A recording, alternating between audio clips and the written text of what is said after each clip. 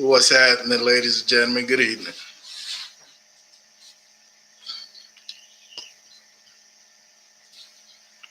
How's everybody doing this evening? Who do we have? Another busy week, man. Satisfying week.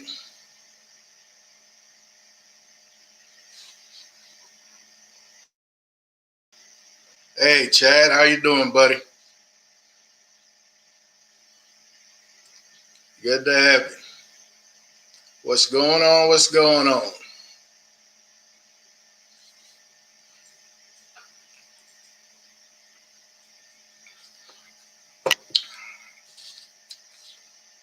Oh, that's delicious. Who else we got in the chat?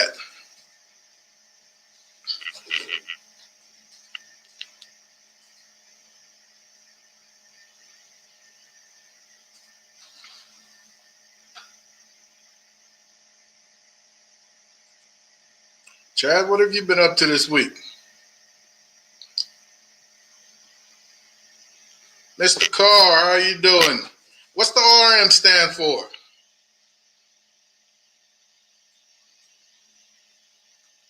How you doing this evening, buddy? What's the RM for?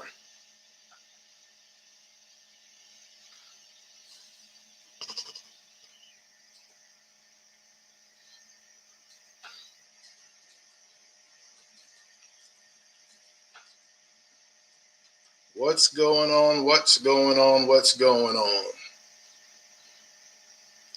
few more minutes, folks. Ralph Marcus, there you go. Hate to call you room car.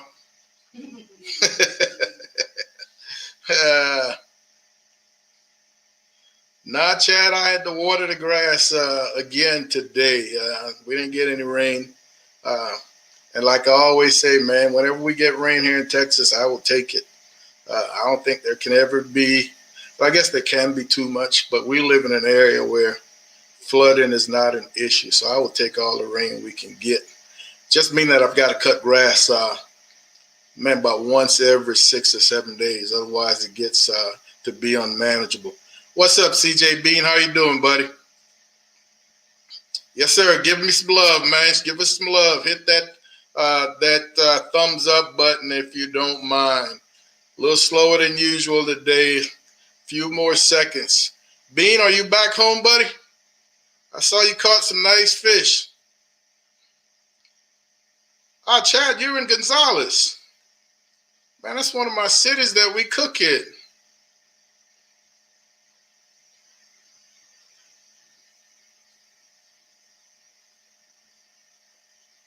Yeah, quite a few cook-offs in Gonzales, man. Haven't hit any last year nor this year to this point. What's happening, Eddie? How are you doing, buddy? Still waiting to see that flyer, but I guess at some point it's going to get out there. At some point, it's going to get out there. Burnt Ends, buddy, good to have you. Nice to have you once again from hot Arizona.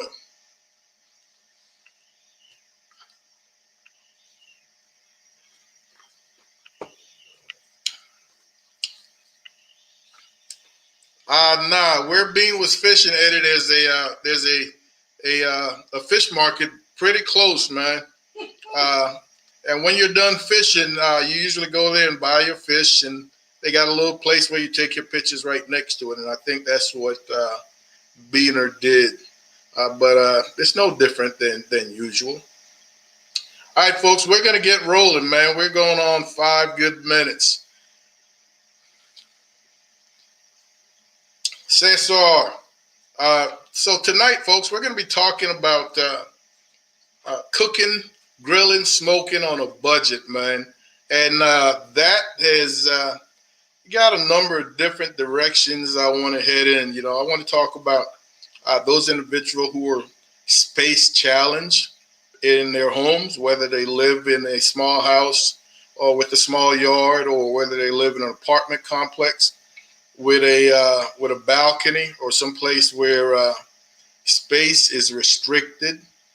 So it really dictates the size of the pit that you're going to have to be cooking on.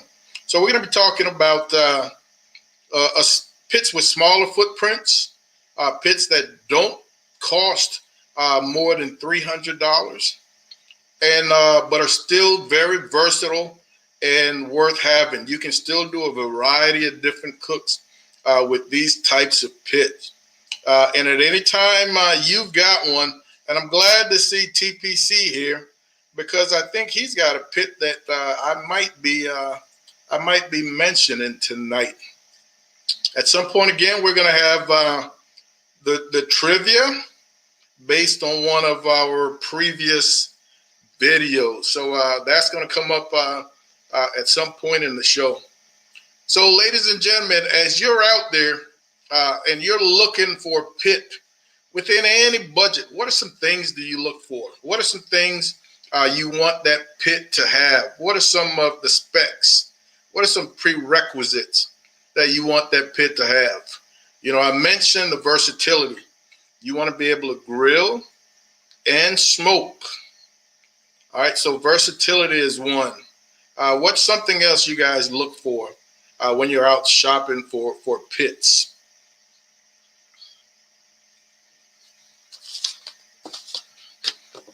All right, I said, all right, I like that burnt ends burns evenly. All right, burns evenly. And with that, I'm going to add to that burnt ends, I'm going to say,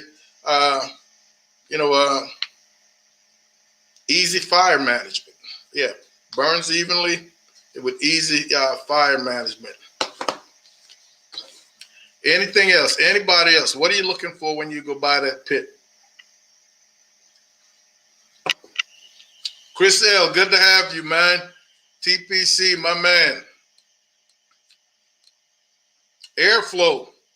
Again, you definitely want to have that good airflow.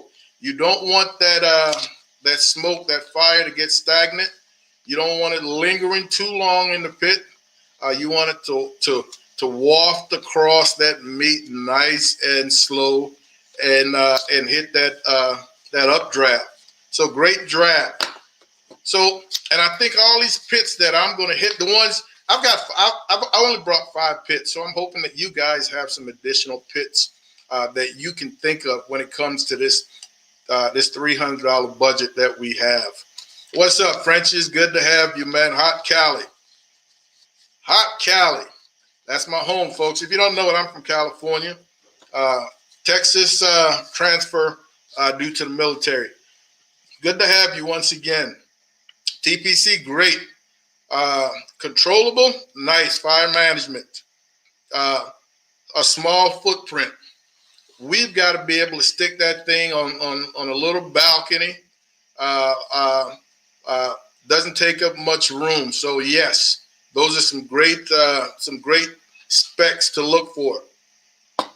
So the first one I want to start with, and I am going to be trying to put these onto the screen. I'm going to give that another attempt. I practiced earlier today. I don't know how well I am going to remember, but we're going to find out shortly. The first one I want to hit is going to be, let me try to share this screen and see where we go. All right, share screen.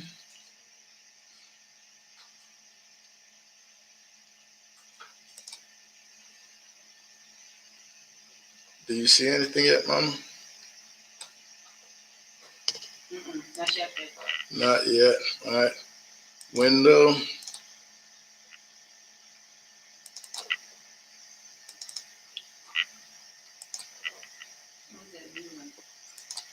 All right.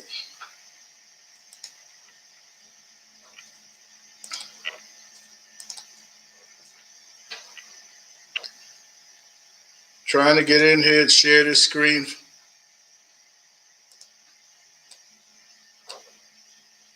Mm-hmm.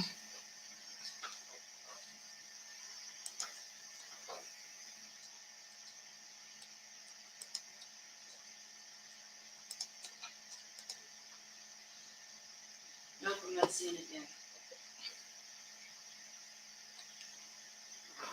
Mama says she's not seeing it. Still not seeing anything? Is anybody seeing anything? Come on.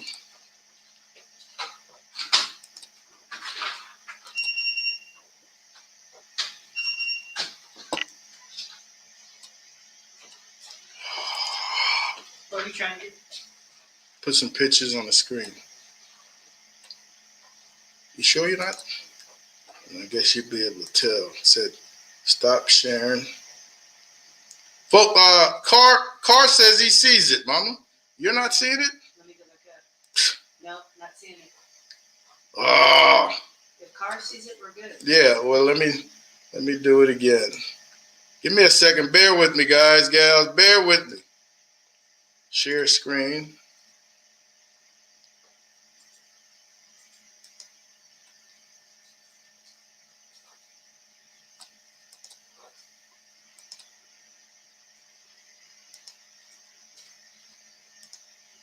CJ Ben said you took it down.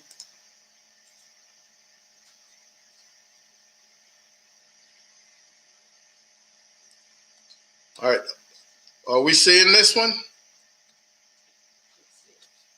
Yes, we're seeing it. All right, we're seeing that one. All right, so what we've got there, ladies and gentlemen, is the first pit that I want to talk about, man. And this is a char griller acorn. It's a 20-inch ceramic. I call it a ceramic knockoff. It's not really ceramic. It's porcelain over steel, but it comes with those same specs. It really holds heat well. I read a million reviews on it, and it's a 20-inch grate. It's a 20-inch grate, burns efficiently, carries a small footprint, and most of the reviews mention the amount of coals that were left. They could shut this thing down and reuse their coals. So if I was in the market for something smaller, something versatile, something that I could smoke with, something that I could grill with, something that comes with additional accessories if you had that kind of money, this char griller would be one of those types of pits. And TPC, if I'm not mistaken, you've got something along these lines. And I don't want to say it's this one, but you've got something very similar. Is that the case?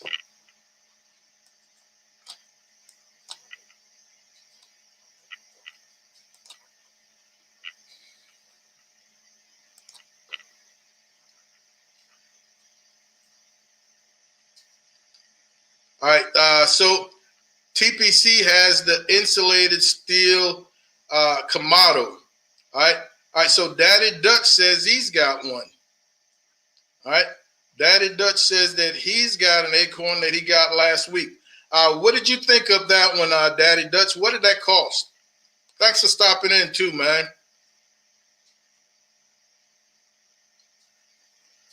All right, Darnell, good to have you, baby.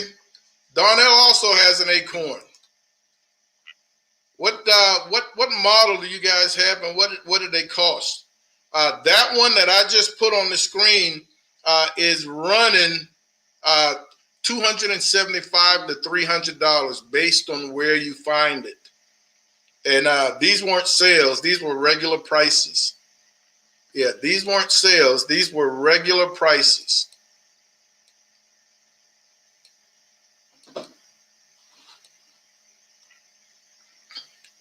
Darnell says he doesn't use it a lot. It takes forever to bring that temperature back down. Well, good cooks, Darnell, don't let their fire get away from them. All right, so you got to stay on top of that thing.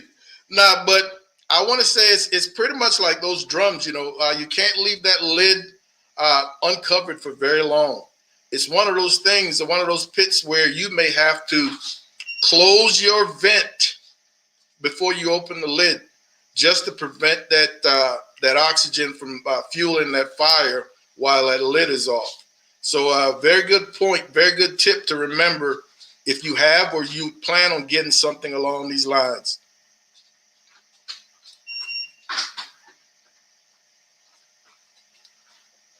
Everett, what's happening, man? How are you doing? Cooking with Stephen and Jacqueline. Good to see you guys back in here. All right, TPC. So you're in that neighborhood of that 250 to 300 bucks, and again, very controllable. So I like that price range, man. That is something that just about anyone can afford. Won't break the bank, and it's very versatile. I've watched, I think right now, probably 5 or 6 of TPC's videos where he's cooking on that Kamado that he has, which is very similar to that acorn I just showed. And he's cooking some good stuff. So I think it's getting the job done. I think it is getting the job done. What's happening? D. Wayne Henry, how you doing, buddy? Good to have you, man. Good to have you. Dwayne, I spoke to Patrick last week, man. We had a good long conversation. It had been a little bit. Trumpet Master, what's happening, buddy? All right, let's go back in. Let's look at my second pit, man. Let's look at my second, oops. Let's see. So I got to go back and share again. Share screen. Boom.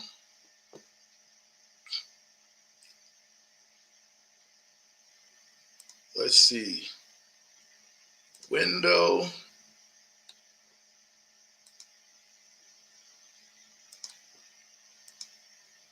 Share.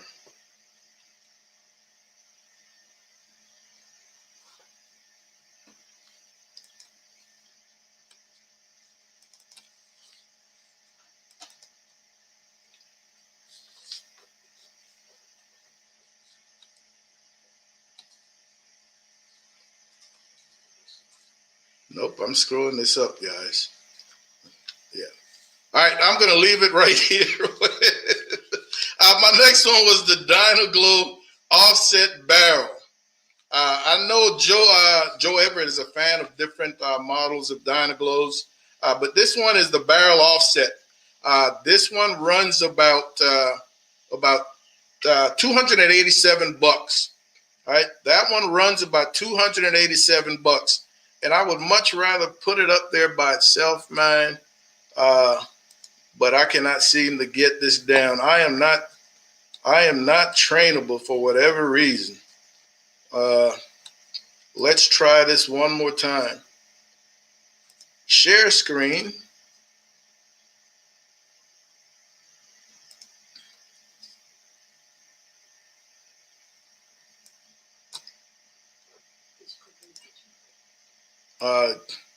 Just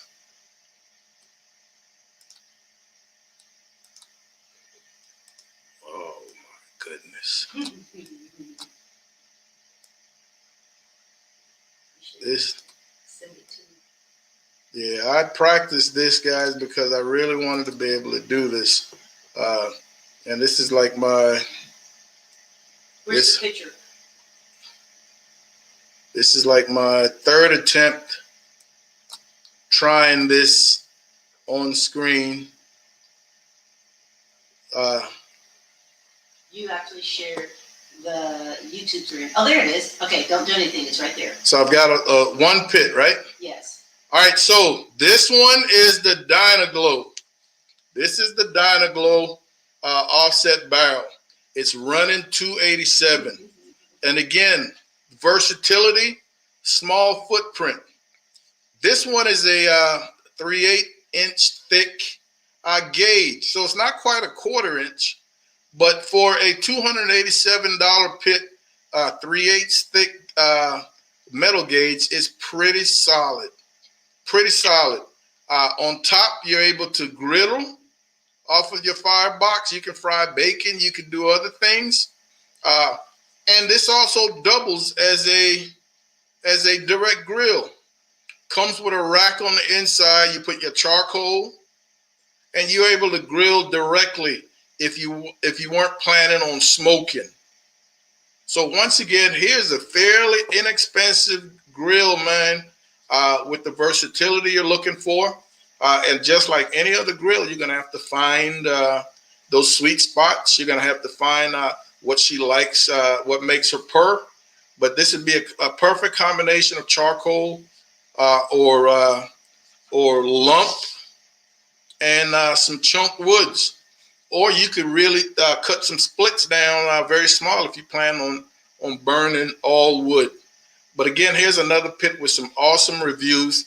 And those individuals, a couple of hundred reviews I kind of glanced over, they all really enjoyed what they got out of this pit. I know Joe Everett is a fan of the Dynaglows. He's got some of the bigger, more expensive model. I don't think Joe would stoop to this level at this point, Joe. If you're there, holler at me, Joe.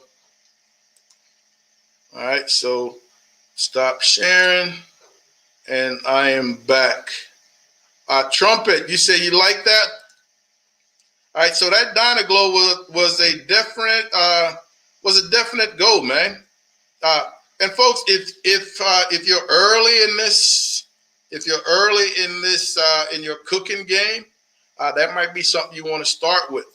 You know, I always tell people, man, I don't know how long you plan on cooking or how much you plan on cooking, but sometimes it's better to go bigger to start with, as opposed to incrementally creeping up, buying a slightly bigger pit, buying a slightly bigger pit, and then eventually just buying a huge pit. You could have cut out all that spending if you just immediately went to. I know that's how I did it.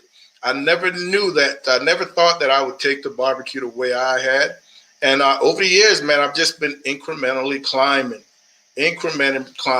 So, Eddie, correct, man. Go big or go home. Yeah, go big or go home. But definitely, folks, I'm just talking about pits. I'm not advertising for anybody. I am just talking pits. I'm not getting any kickbacks. I'm just trying to give you some good info, some things that I really think would work for you. All right, but Joe Everett, absolutely, Diner for life. I think he's got 6 or 7 of them in the backyard, man. All right, let's see. I tried to work it out, man. I made Mama a manager. I made Mama a co-owner. I made Mama an owner. I tried every different way to be able to get Mama to really moderate and be able to handle the chat, put questions on screen, but for whatever reason, we could not figure it out. So we're going to continue to play with it. So in the meantime, I'm still trying to run my mouth and get you guys on screen with those good questions and comments, man. Hey, Mario, how you doing, buddy? Dwayne Henry, you like Lone Star Grills, huh? I've heard some good things about them too, man. I've seen a lot of them out on the competition trail, so they absolutely are getting the job done. TPC says the Dynaglow wide body is what made me a fan of Joe Everett. All right, Joe doesn't have too wide a body, but I'm a fan. I just know that everything Joe cooks, man, turns out great. So I am a fan. And again, he's cooking on multiple pits. So awesome.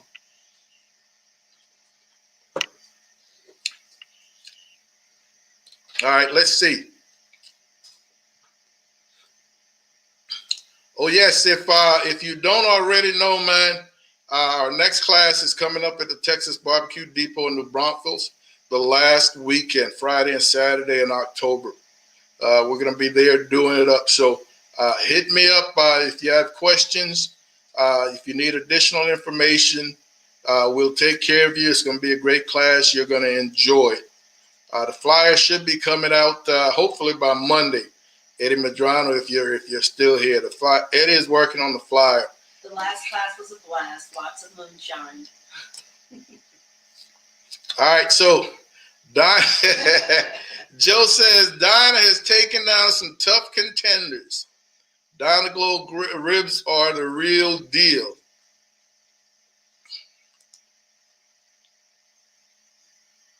Chris has the Brandman Steel Kamado, basically the same as the Char Griller Acorn, but the Brandman has a better base cart. Oh, that's TPC. All right, that's TPC. All right. Oh yeah, TPC. You were in that $250 range, so you still got a couple of dollars to play with to go get some chickens for that first cook after you purchased it, man. Great price range. If you haven't yet hit that thumbs up, folks, show us a little love. Eric, how you doing, buddy? Good to have you this evening. Nice to hear from you. We appreciate the comment, man.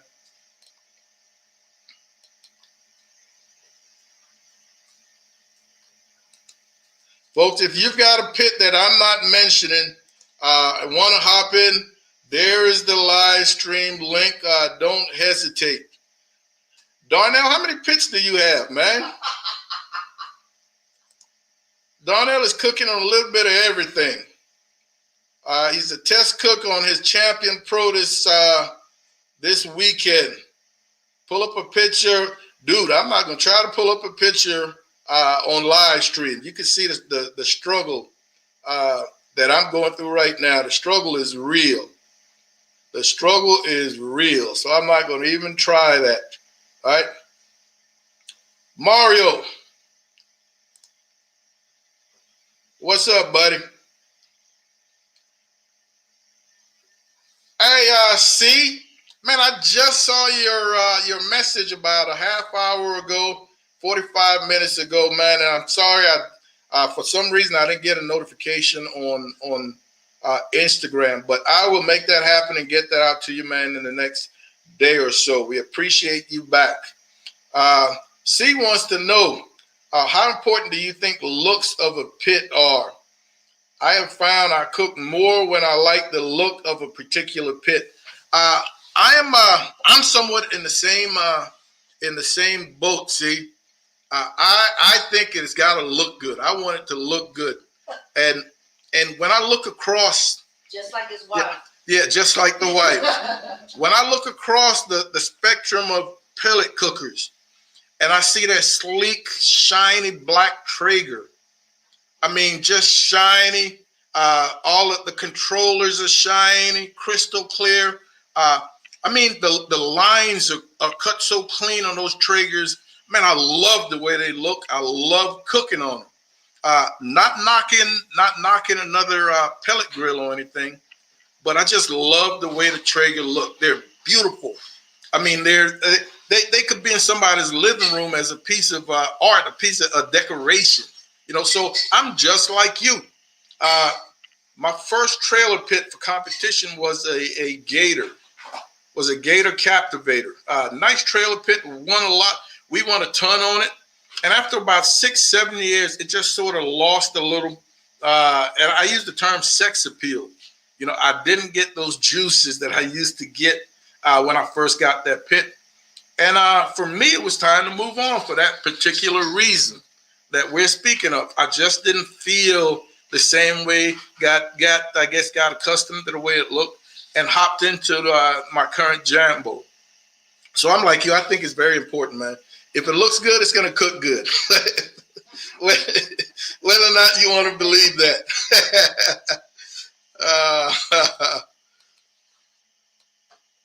Let's see. Where are we? All right. So Darnell has got 3 pits, 2 electric smokers, 4 griddles, and 1 Coleman burner. Man, a Coleman burner doesn't count. Yeah, that's that's a lot of cookers. Yeah, that's a lot of cookers. Outside of my Traegers, I do not have anything electric outside of the Traegers. I know those electrical smokers, man, are great for things like bacon, cheeses, but I've never really messed with any of them. Joe, you want to be at Mom and Papa Joe's master class? Man, we would love that. Yeah, we would love that. All right, let's go back and see what pit number 3 is on my list. All right, let's try this once again. Come on, please work with me. All right, please work with me. And then go to the file. All right, please work with me. Please work with me. Come on, work with me.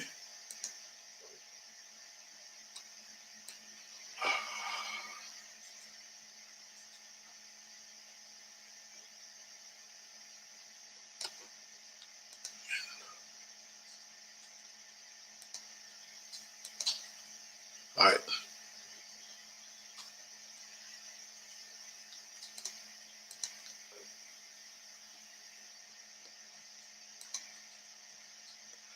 So are you able to see this one?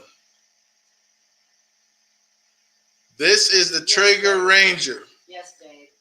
This is the Traeger Ranger. And if you had time yesterday or the day, we dropped a video yesterday of our first real, our first real video cook on this piece of equipment. We got the Ranger some months ago, and we've done breakfast, we've done a few other things, but this was our first video. And we put a 9-pound pork butt on this thing, man. And she cooked like a charm. She cooked like a charm. And when you talk about a small footprint, this is it. It's tabletop. And I was shocked at the efficiency, the fuel efficiency. We cooked that pork butt for right under 5 hours at 275. So we talk about 4 hours and about 50 minutes. And then turned around, cranked it up to 325 to toast and panini press on the griddle attachment those sandwiches. So we ran it at 325 for another give or take 15 minutes or so, and there was still more than a half of a hopper of pellets. So that was slightly over a 5-hour cook total. And we hardly used half of the pellets in it. So I can easily see this thing going 8 to 10 hours at 275 on one load of pellets. Again, small footprints. The controller moves in 5-degree increments. This pit did not vary more than every once in a while it'll vary 5 degrees up or down from your set temperature. But man, burned really well, gave everything a nice smoke flavor, easy to clean. I love it. I absolutely love it. If you haven't yet seen that pork mojo video, give it a look-see when you get a chance, and let me know what you think of this Ranger. By now, I think everybody knows I'm a Traeger man. Nothing against any other pellet grills. You are fans of what you are fans of. So, but I love these Traegers. And this Ranger is right there in that from 275 to 325 based on where you happen to find it. So it falls within that $300 range. And you would love it. If you own an RV or something along those lines and you need a small portable grill, man, this would be the ticket. You could be out fishing. You could put on that meal, that pork butt, that brisket, whatever the case might be. Go fishing for a couple of 5, 6, 7 hours. Come back, man, and that thing will be right where you want it. CJ, David Watson is asking, when you use Maggie on brisket, you still put the same amount of salt. All right, let me find that. Not too far from the bottom. All right. Just 6 minutes. Yeah, let me find that question. All right, the question was, all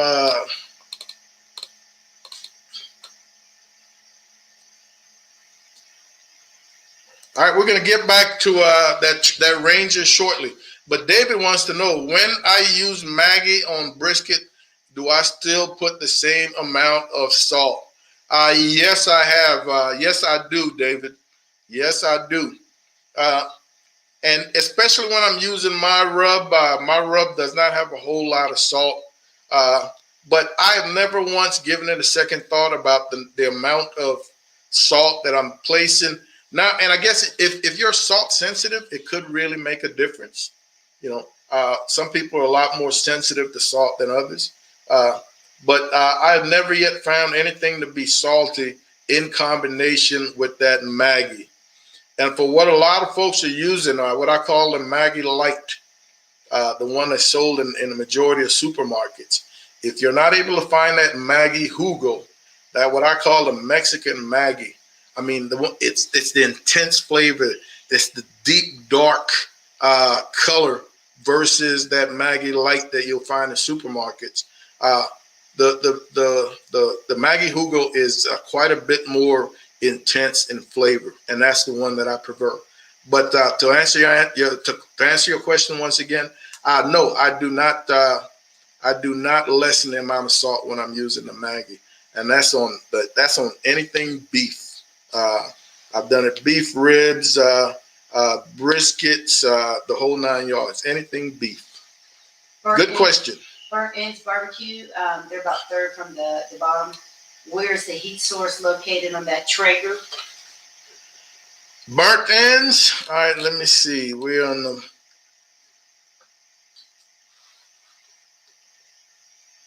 About 6. All right. The question was, where's the heat source? The heat source is dead center of the under the cooking grate. So you've got the heat source, then you've got the heat deflector.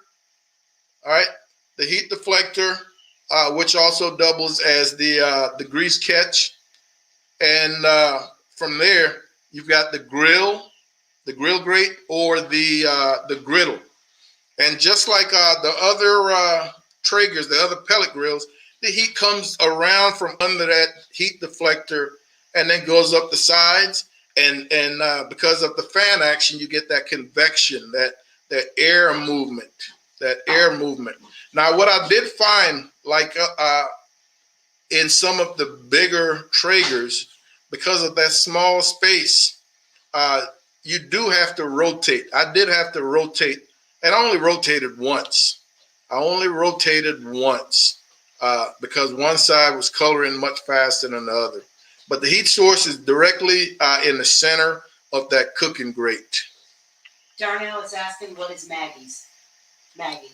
Maggie, get the Hugo, Mama. Okay. There are two types of Maggie, folks. I'm getting the bottles right quick for you,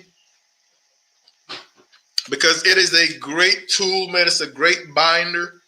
It's a great flavorful addition to soups, stews, anything along those lines. And for most of you, this is going to be what you're able to find in your supermarkets. This is Maggie. This is what you're going to be able to find in your supermarkets. Some people have found, this is what I call Maggie Light. It's a little lighter in color as well as taste. Right? The Maggie that I like is the Maggie, the Hugo. I find this in my Mexican restaurant, my Mexican market. I find this in Culebra. And it's got the word Hugo, Jugo. It is darker and richer in flavor, man, and serves the same purpose. So you can see they're both Maggie, but slightly different bottles. Yeah, slightly different bottles. If you're able to find this, it's cheap enough. Get you a couple bottles, give it a shot, man. If you don't like it for whatever reason, and I doubt that will happen, it's nothing lost. I think I paid $177 for the Maggie Hugo, and a little bit more for the larger bottle, the Maggie Light. It takes everything up a notch. Yeah, it actually kicks things up a notch. There's no doubt. Brother James, what's happening, man? Good to have you this evening. All right, keep moving. Mr. Tompkins, you are absolutely correct. That Traeger Ranger, man, it makes an awesome breakfast. Yeah, it makes an awesome breakfast. Nothing like putting down a couple of 3, 4, 5, 6 of bacon strips, man. Pulling those, dropping down 3 or 4 sunny side up eggs. And dude, you know how I like my eggs, man. I like that outside to just crisp up and curl and get brown, while that top side is just nice and runny. Dude, I like to leave that yolk for the last piece of bread. Oh my goodness. Yeah, that Traeger does work. Yeah, that Traeger does work. Everett, that's that good Maggie, baby. You absolutely. Mario, you have to find some of that Hugo. I don't know where you are, man, but I get mine at Culebra's Meat Market, and I've never had a problem finding it. Culebra's Meat Market.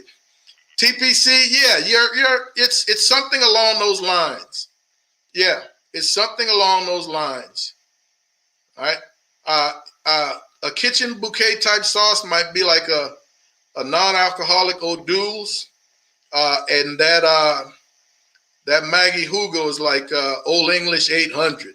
I mean, it'll bring the flavor to your party. Hey, tell them what the Culebra, for those who live out of state, what Culebra Meat Market is. Mama said, yeah, I might want to know what the Culebra's Meat Market is. It's a chain of Mexican meat markets here in San Antonio, man. That's where I get all my little 40-pound piglets when I cook them, the 40, 50-pound piglets. I'm about to go there and see if I can't order a little goat, cabrito, because I've been fiending to try to cook. I've never cooked one before. Been trying to cook a little goat, and I want to do that goat in my my caja china, in la caja china. If it still stands together. This has been sitting in my hot shed for, I don't know, 6, 7, 10 years. So I got a feeling when I pull it out, it's gonna fall apart on me. And if that's the case, then it's gonna be time to get a new one.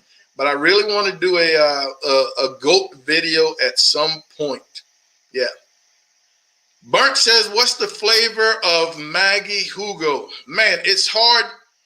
It's a cross between Burnt. It's a cross between, I guess if you took Worcester sauce, you took A1, you took kitchen bouquet, put all those things together, they had one little baby, that would be Maggie.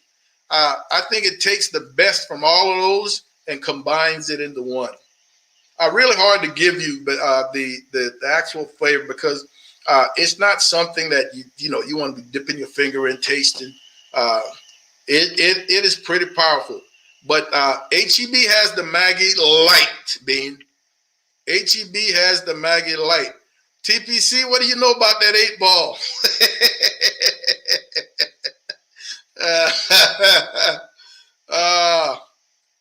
John Tompkins, that 450 degrees. Man, it will get it. Yeah, it will get it done. CJ Bean, if I can't find the goat, I'll throw you on the big Billy goat. How is that? Hey, so let me move on to pit number 4. So once again, bear with me as we look to share the screen once again. Struggle, struggle, struggle. All right.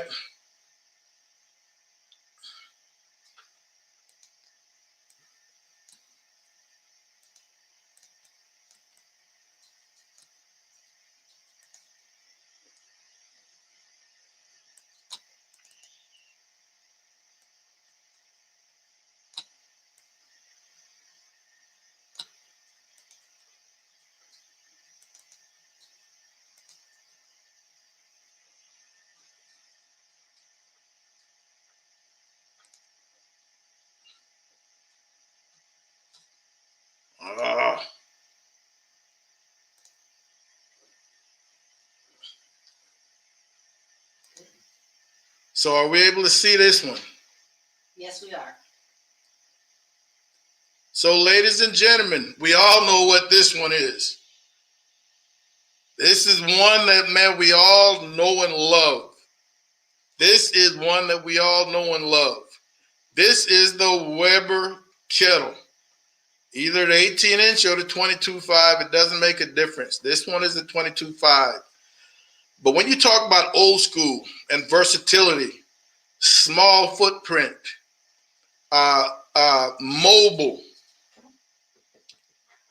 the amount of different ways you're able to cook on this, awesome for reverse searing. You can offset slow smoke.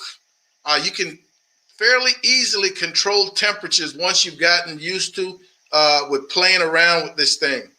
And man, you cannot beat this price point. You're talking anywhere from 98 bucks to $110 based on where you buy it from. Now this pit can get even fancier with ash catches and automatic charcoal shakers to remove ashes.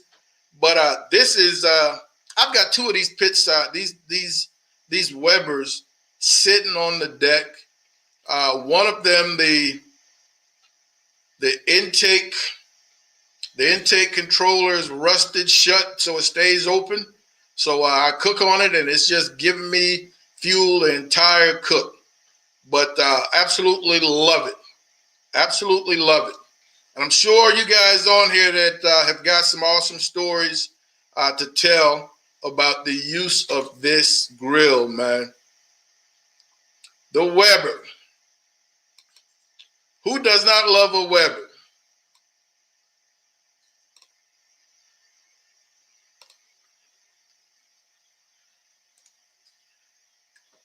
Car, the 26-inch. Man, I would love a 26-inch. Yeah, I would love that 26-inch Weber. It's a little over my price point, but $359 isn't bad. I can sell a couple of cans someplace and make that up, man. That is a nice size. There's also, Darnell, there's also a 36-incher. Wow.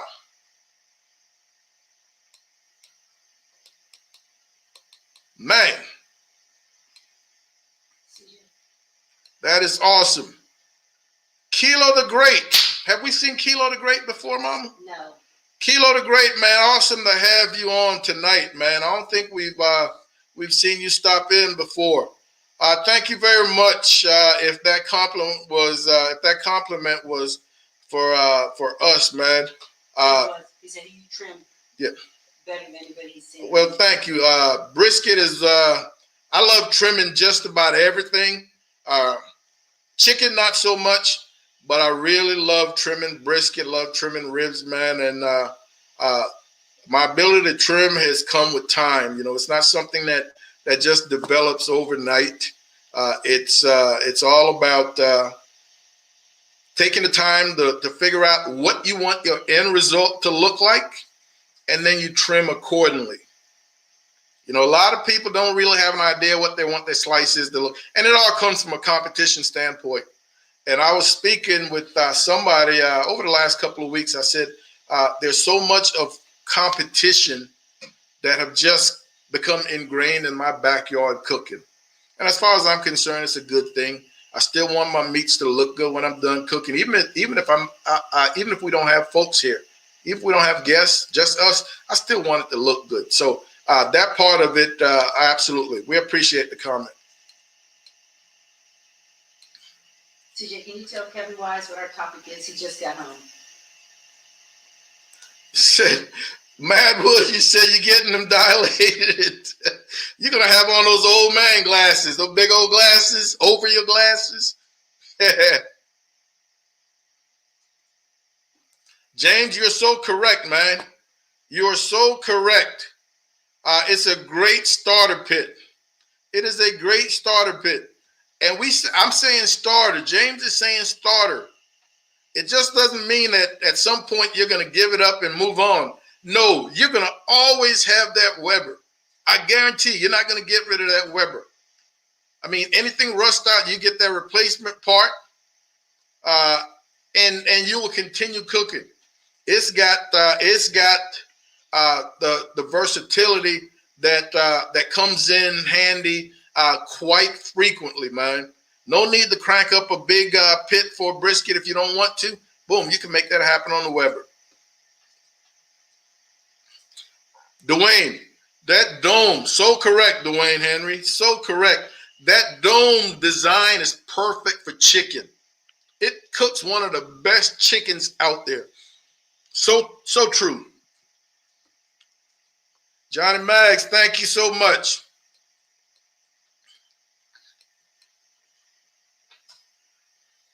I still didn't see Kevin Wise's comment, but I see. He said he joined us late, and what were we talking about? So I let him know. Okay. Grills and cookers on the budget. Yeah, under $300. Now, outside of grills, I've got one more grill I want to show you. I think outside of grills, folks, we're still talking about a budget. If you guys are able to help each other out, help me out with quality pieces of meats, underrated pieces of meat that we can get for decent prices.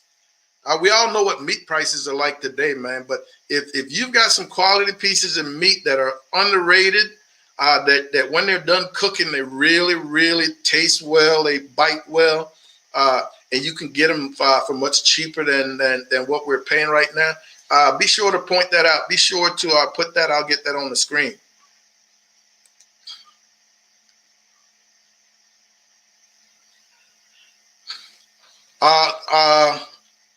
Chris, I don't think Mama heard me when I said I got your info, and I was a few days late. I just didn't get that notification on Instagram. All right, but we got it, and I will get that out to you tomorrow or maybe the day after. But it's on the way. Okay. And at this point, ladies and gentlemen, we're going to do today's trivia. And today's trivia, man, coming to you is going to be a hat of your choice. All right. Sucker Buster, a nice Traeger hat. All right. Another Traeger hat with an awesome design, beautiful color, well made. And a fourth. All right. So your call as to which hat you want, and I will get that in the mail to you if you're able to hit me up with this question. Here is the question. In our live stream at the start of the month, we spoke of rubs and seasonings.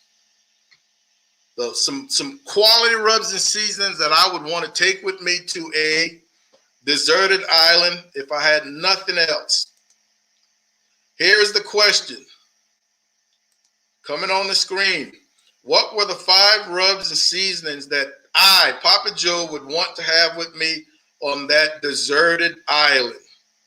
What are the 5 rubs and seasonings that I mentioned, that I showed you, that I would want to have with me on that deserted island?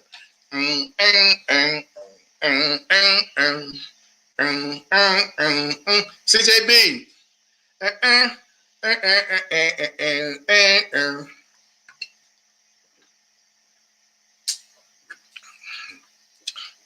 All right, so first correct answer, you've got this hat on the way.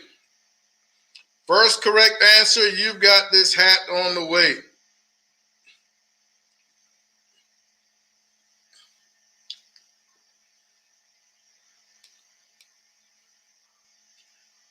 James, we're going to get to your question. Oh, man, great meats, James. We're going to get to that shortly. Darnell, we're going to get to that shortly.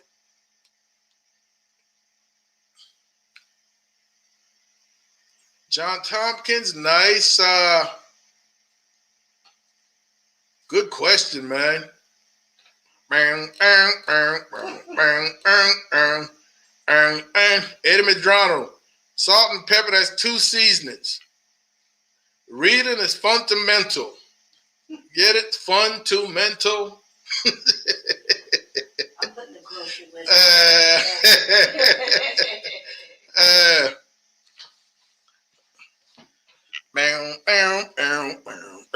know you guys are out there checking. All right.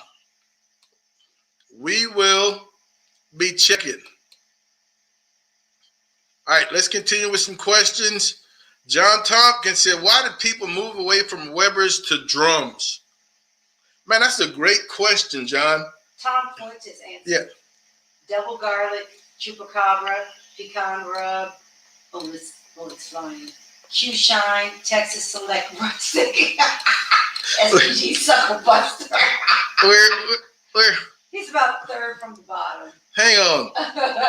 The double garlic, the chupacabra, pecan rub from Q Shine, Texas Select, Texas, no spelling ass, sucker busted. Yeah. Caribbean, yeah. All right. I'm going to give Tom Fuentes credit for the correct answer. All right. I'm going to give Tom Fuentes credit for the correct answer. Eric is right. Eric said SPG, double garlic butter, Q Shine pecan. It was the rustic rub from Texas Select and the chupacabra seasonal, the all-purpose. All right. Thank you guys, man, for playing along.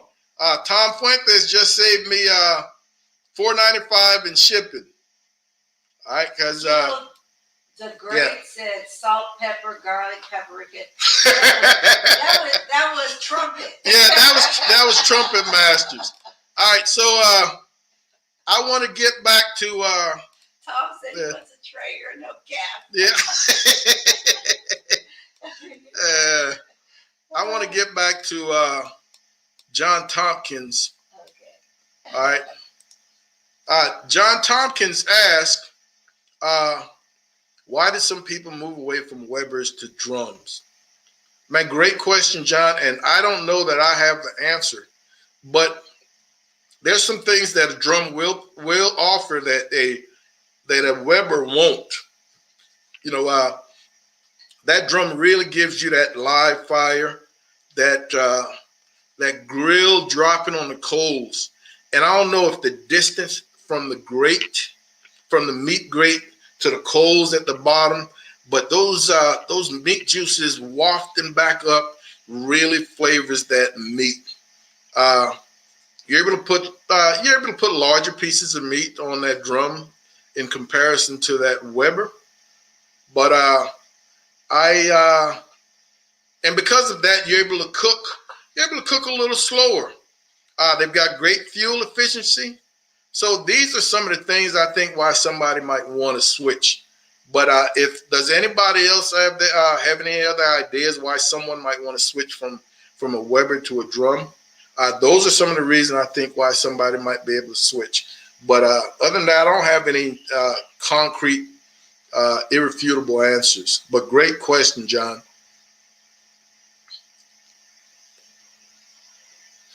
I asked about some cheaper cuts of meats that we might not all be aware of, that really cooks well, eats well, and you can get them for a much cheaper price than these high-end ribeyes and other cuts of that nature. Something that I got introduced to, it's been a couple of months now that I've really fallen in love with, man, are those chuck roasts. Darnell mentioned the chuck cuts, but I've fallen in love with chuck roasts. And what I am really, really thrilled about is the fact that I see Wagyu chuck roasts on a daily basis. I'm talking the 3.5 pound weight in one chuck roast Wagyu, and I'm paying in the neighborhood of $28, $29 for a 3.5 pound Wagyu chuck roast, which I think is a fantabulous deal. And ladies and gentlemen, guys and gals, I'm here to tell you, it eats like butter. It eats like some of the best steaks I've had out there, but at half the cost. So something you might want to check into. Yeah, something you might want to check into. Eddie James says he's going to send you a list of what he needs. Yeah. C. Air said, my chuck roast dry out. Haven't been able to smoke a good chuck yet. Frustrating. All right, let me get to that question. Second from the bottom.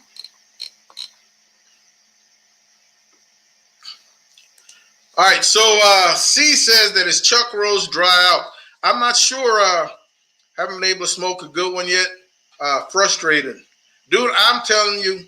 I've watched other people. They've done they treat them like a brisket. Put them in a pan afterwards, and then kind of braise them in a liquid. The only way I've done these chuck roasts to date, and it's probably 3 or 4 times now, is reverse seared. Reverse seared. And man, they come out so well on my on our Weber. I'm using about 13, 14 charcoal briquettes, offset, chuck roast on one side, and I'm going for about 45 minutes, man. For about 45 minutes till I'm hitting that 115, between that 115 and 120 degree temperature range. And from there, I will pull that chuck out, allow it to rest, because now you want it to come down from that, all right? That way, the interior doesn't really start to cook again until towards the end of the searing process. So while that chuck roast is out resting, I crank up, I add the charcoal, I add the lump, whatever I want to use for the searing process, and I create a nice screaming fire, man. And you're probably looking at 2.5 to 3 minutes per side to get that. And y'all know about me and the char. Y'all know about that char. I'm looking at about 2 to 3 minutes per side to get that beautiful char. And I'm pulling right there in that neighborhood of 128 to 130. In the 3 or 4 times I've done them, hasn't failed me just yet. Has not failed me yet. Now, I got to remind you, I'm cooking, like I said, I'm finding these Wagyu chucks at a very, very good price. All right, so I'm not cooking select. I'm not cooking choice. I'm cooking something with a very good a good amount of fat, good marbling. So that could also make a difference. Sierras, are you getting quality chucks? Because if you're cooking a cheap lean chuck, man, braising might be your best bet as opposed to smoking. Because you had a Wagyu, right? Yeah. Trumpet said fajita baby, cheap and go a long way. And then Kilo the Great said flank and skirt steaks. So I think they're talking about.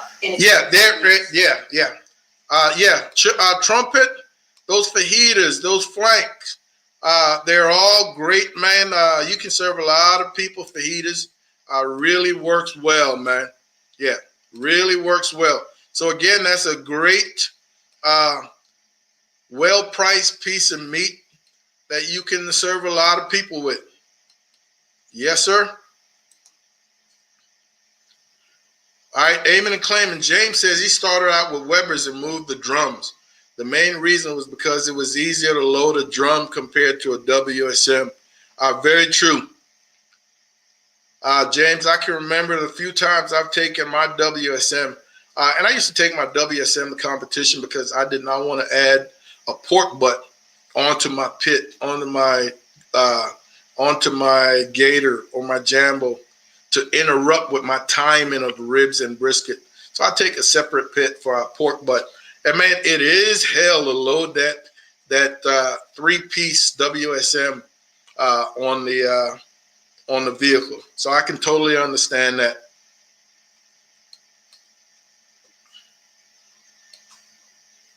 Yes, sir. Trumpet. Cheap. Feed a lot of people. Kilo the Great. Great points. CJ Bean says also about those drums, the fire is so much lower, you don't have to worry about flame ups. Very good. I like that. Brian Beestrom said that Wagyu, that is like finding a rainbow unicorn here. Where is he located? Yeah. Sirloin steaks. Cheap, and if cooked medium, Tom says it will be nice and tender. He just had one at Texas Roadhouse for dinner, and Sam's has them for cheap. Tom Fuentes also love beef chuck eye. He turned me on. He told me of beef chuck eye. He sent me some pictures of his cooks of beef chuck eye. I still have not bought one yet, but Tom, that's going to be a piece of meat that I check out in the very near future. Darnell, absolutely correct with that reverse sear, man. Absolutely correct. You say smoke to 125, 120, then sear to 135. And again, how far you take them is a personal like. I really like mine right there at that 130. But if 135 works for you, if you're a well-done person, don't let anybody tell you how to cook your steak. If you like it well done, you like it well done. Cook it to well done. All right? If you're a medium guy, medium well, cook it to how you like it. This is your steak. You paid for it. I'm not going to knock it. Yeah, I am not going to knock it. Hey, Gabriel, welcome, baby. Chuck eyes are awesome, Tom. That's what I just told you. That's what I just told you. Hey, folks, we were at a competition, and Tom Fuentes was doing a steak. Tom Fuentes entered the steak competition. Do you know it took that dude by 45 minutes? It wasn't 2 hours, Bean. It took him 45 minutes to direct grill a steak. I had never seen a steak stall. I'd never seen a steak stall. He had to wrap it in foil, all right, to break through the stall. It eventually broke through the stall. Might have broke through the judging container too, but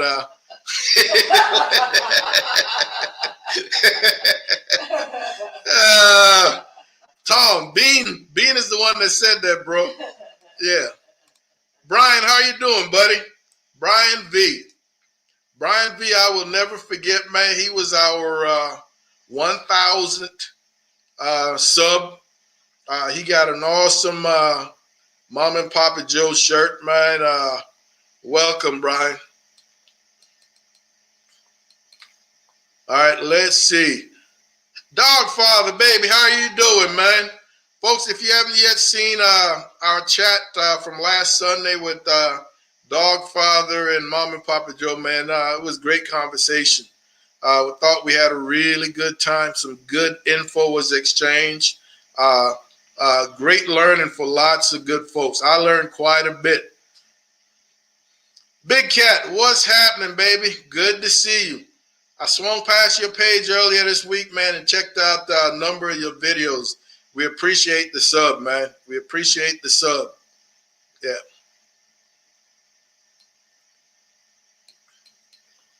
Folks, so, let me get to my last pit that I wanted to talk about. So once again, be patient with the sharing process. And if you haven't yet hit that thumbs up, give me a thumbs up, baby. Let me know what you think. So back to trying to share. Hang in there. One last one. One last one.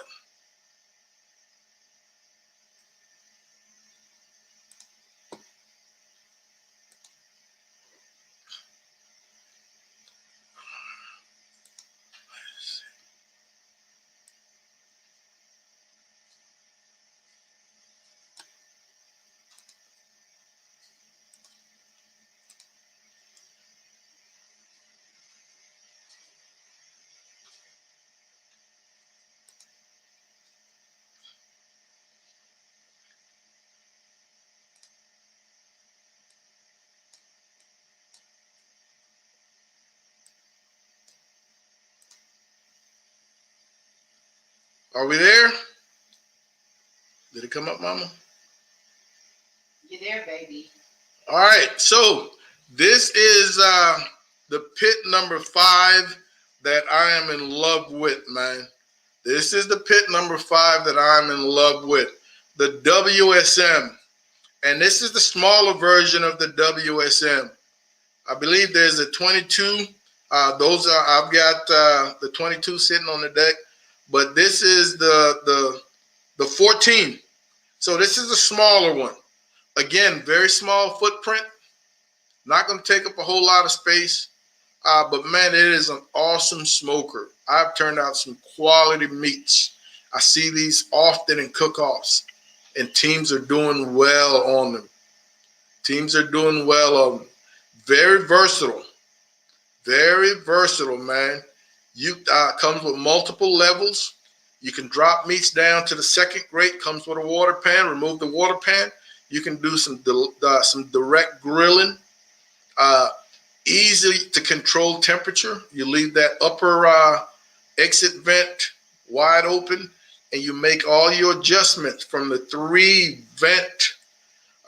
intake vents on the bottom of the fire chamber. So again, this is another great pit, man. It's a great starter pit if you would like to go that route. I'm a fan of using lump in this particular grill, this particular pit. I think it gives me a better burn than charcoal does. Now, granted, I've used both. I just prefer the burn that I get with lump versus charcoal. This comes in, I want to say this price right here for this WSM is about $229. This is a 14. I believe they've got a 14, an 18, and a 22.5 or a 22. All right, that 22 is running into the 400 and change. So if you don't have that extra $100, then you might want to play with that 18. I'm not sure what the 18 is running, but this 14 is running about $229. So very good price, especially if you're in the market for something with a smaller footprint.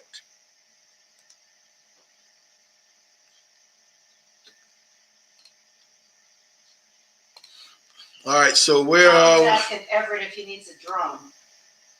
All right, so there's my man. I see Joe. Joe also does a number of videos. Joe Everett does a number of videos with the WSM, man, and they do great. I definitely put a lot of videos out with the WSM. I love them. I love the way they cook. I've got the 22.5. In many respects, they're very similar to drums. In many respects. All right, WSM. All right, whoa. Aiming and claiming says he's got 6 of those things. I used to have 2. I used to have 2 22s, man. And when one of my Army buddies, my buddy Joe, who helped us a lot at cook-offs, when he retired and left town to go back to Virginia, I had him take one of them with him. Yeah. Dogfather has never used one. Alton, I don't think you've got room in the backyard for any more pits, man. Stop hogging all the pits. Leave some for the rest of us. Madwood said he had one, but his was orange. You must have painted it, because I don't think they come in anything but black, Madwood. Talk to me, baby. Yeah, talk to me. Folks, if you're headed up north, need some supplies for the American Royale, hit up my man, Eddie Madrano, all right, at the Barbecue Depot in New Braunfels. So correct, Everett.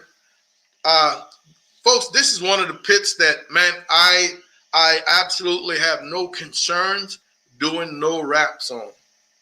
I have no concerns doing no wraps. Because, man, it won't burn.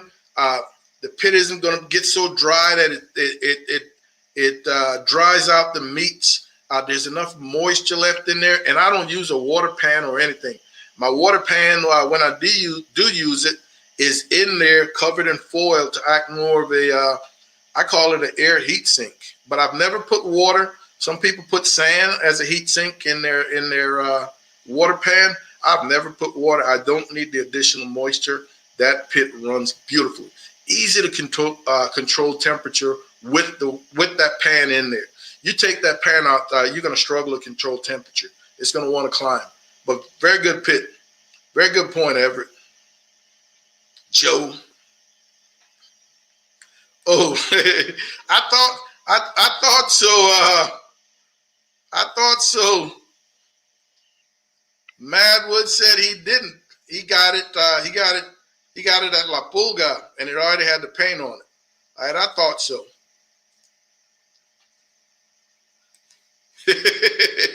Thank you, Trumpet. But we got that one a little while ago. Yes, sir. All right, so folks, those were my 5 pits, man.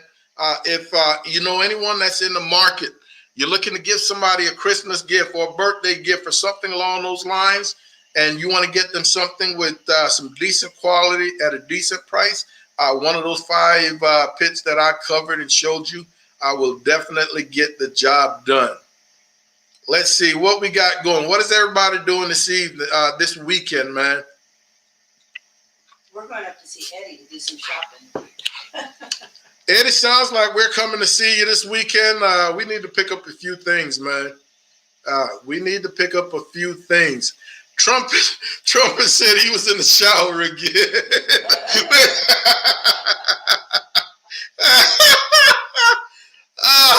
Trumpet, at some point we're going to get you, man. Yeah, at some point we're going to get you. Car says Harry Sue 2 inches on what's that one? All right, I don't understand that comment. All right, Trumpet. Trumpet, are you okay? Are you really going to inject something? Wow. The stars have aligned. Yeah, the stars have aligned if Trumpet is going to inject something.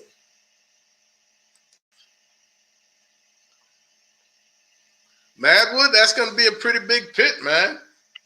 I like that. I like that. You and I spoke, Madwood. I'm still waiting for those videos to drop, man, because I listen to some of the things you got to say, the knowledge that you're coming with, and I honestly thought you were already big time out there. Yeah, I already thought you were big time out there, went searching and searching and searching and couldn't find you. And when I finally did, I realized that you've still been playing shy. Like you're not ready to drop a video. Drop that video, young man. Brian Drop that video. Says Korean beef short ribs, a new favorite. Oh, you're so correct. You're so correct, Brian. That is a quality piece of meat too at a decent price. Yes, I love Korean beef short ribs. I've watched a lot of YouTube videos, man, of how these and how the Asians cook these short ribs. Some of the things they do, taking them off the bone, slicing them up in different shapes and whatnot, putting them back on the bone, cooking them. Beautiful presentation. I mean, I don't have those types of knife skill, but it's quite amazing what can be done with some Korean short ribs. Yeah, quality piece of meat. Tom said to give his hat to Trumpet. Yeah, he's going to pay the shipping. Yeah.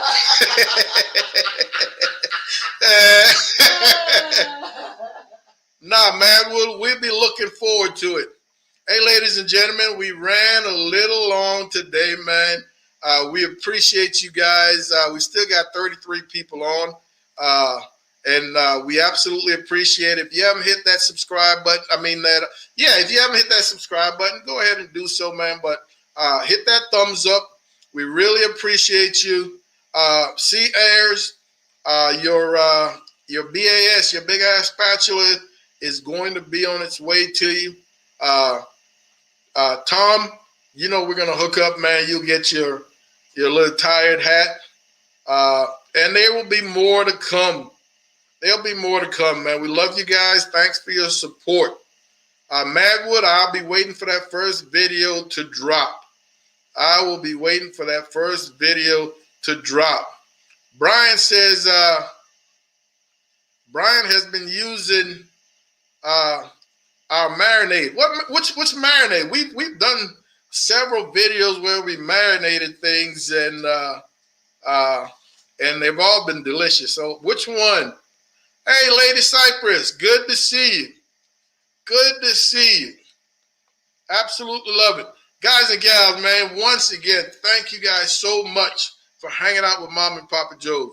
We want you guys to take care of yourselves. Be safe. Oh, for the Korean barbecue, Brian. Absolutely. Dude, that is money.